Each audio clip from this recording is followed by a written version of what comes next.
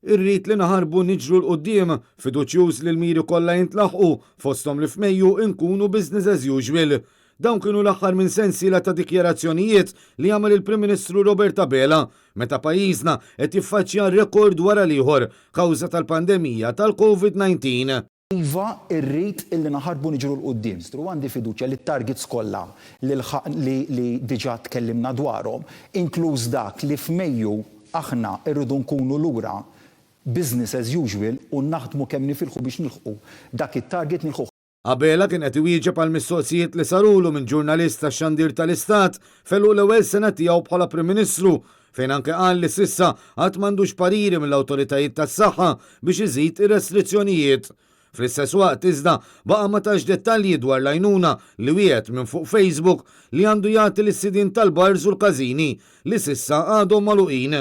Il-Prim Ministru der skomdu ferm iwieġeb dwar it-transfer vendikattiv li ngħata l-konsulent fis-saħħa pubblika Kenneth Grech mill-Gvern. Dan hekk kif Abela qal li transfer sar għax hekk kien hemm bżonn. Il-kwistjoni hija riżolta llum kienet sempliċement kwistjoni ta' eżiġenza fis-servizz. Sa dan it-tant f'sinjal ċar ta' kontinwità mit-tmexxija ta' Joseph Muscat, il-Prim Ministru ddikjara li se jkompli bl-iskema tal-beħ ta' ċittadinanza u dwar l-influss ta' barranin biex idawwar ir-rota tal-ekonomija. Abela qal li dan kien mudell li għamel il-ġid u li ma jridx ikissru. Ma nkissrux lanqas mudell ekonomiku li ħadem u li għamel tanġi. Mistoqsi jekk se jippubblika returns tiegħu tat-taxxa u l-VAT ta' qabel l-2017, il-Prim Ministru tenna li hu qatt ma kellu ixuż ma tat-taxxa. Madankollu baqa' ma wieħedx li se jkun qed jippubblikhom. Dan minkejja li l-istess Abela għamel pressjoni fuq il-Kummissarju tat-Taxxa biex jinvestiga lil kap tal-Partit Nazzjonalista Bernard Grech dwar perjodu ta' qabel ma daħal fil-politika. U wara li grazzi għat kaxħir tas-saqajn tal-Gvern Laburista pajjiżna tilef 400 miljun euro fondi Ewropej għal pipeline tal-gass. Robert Abela qal li kellu jerġa' jibda l-proċess mill-ġdid biex jitlob il-fondi.